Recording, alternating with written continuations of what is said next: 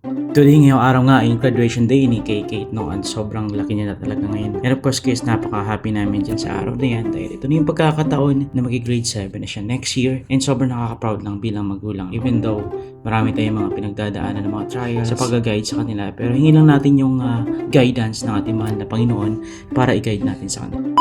So araw ng Biyernes nga ay dali-dali na kami pumunta dyan at nagbihis na nga kami. Tapos kasama ko nga pala dyan si Mrs. at sobrang blooming niya ngayon. And syempre, binigyan din natin sila ng pagkakataon para makapag-revive at enjoy na rin yung sarili yun. Since this is the special day na kasama natin, yung nag-iisang Kate natin sa graduation day niya. Sobrang nakakatuwa lang, nakaka-proud din talaga dahil sobrang inaasam-asam natin yung pagkakataon na to na makasama siya dito sa graduation day niya. And of course, nagpapaalam talaga tayo dun sa mga work natin na para maka-attend, diba? And dyan na nga kami sa location kung daan dyan ginaganap po yung ating celebration ng graduation day at medyo na late nga kami ng konti dyan kaya nag-aantay kami dyan para makapag-march sila. So kwentuhan muna kami ng mga kasama ng mga ibang magulang dyan. Nakaka-proud lang din talaga tingnan kasi sobrang excited lahat ng mga magulang na nandyan right now. Naalala ko rin noong mga times na nag-aaral ako, so nakakatuwa lang din talaga isipin na balikan yung mga araw na to. And of course yan, nag-march na nga sila dyan ni Mrs. Sama niya si Mrs. ko, and of course guys,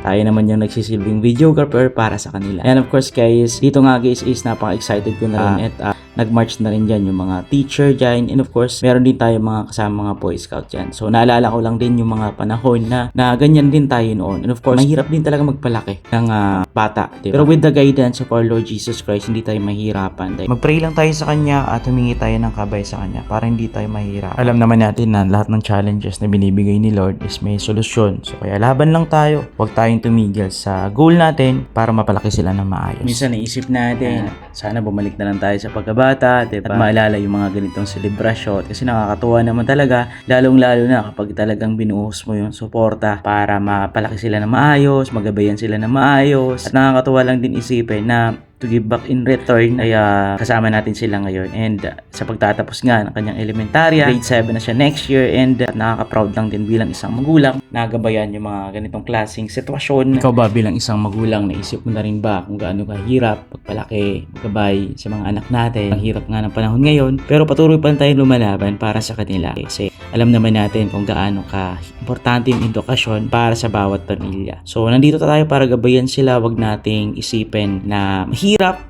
Kailangan lang natin isipin na kung ano yung goal natin para sa kanila, and kailangan natin humingi ng gabay sa ating mahal na Panginoon dahil naging bata rin tayo minsan, diba? So patuloy lang tayo makinig sa mga magulang natin dahil yan po yung makakatulong din talaga para doon sa paglalakbay sa journey natin bilang bata, at ini-enjoy din natin yung mga pagkakataon na yun. So bilang suporta, bilang magulang, bibigay natin yung full support para sa kanila. So dito nga guys is meron nga silang presentation dyan at sobrang nakakaiyak din talagang isipin kapag halimbawa, 'di ba, nagtapos yung anak mo, tapos sobrang nakaka-proud lang din isipin talaga. Sobrang dami pong mga struggles na pinagdadaanan natin, pero syempre malaki na siya, and kailangan natin gabayan sa tama. Bilang magulang, huwag tayong sumuko sa pagbibigay gabay sa kanila patungo sa tagumpay. At habang pangaral, tamang gabay, isa lang naman yung susi guys. Lahat naman yan guys, mahirap talaga, wala naman talagang madali na daan, kundi talaga namang dumaan tayo sa tamang proseso. At nakakatuwa lang isipin dahil sobrang dami po talaga ng mga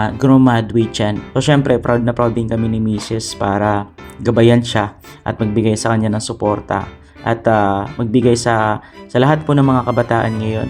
Makinig lang po tayo sa mga magulang natin dahil wala naman po masamang ituturo sa atin yan, kundi puro kabutihan lang. At gabay na rin para realization pagdating po ng panahon na kayo naman yung magiging gabay dun sa mga next generation nyo. Nakaka-touch yung mga ganitong moments, diba?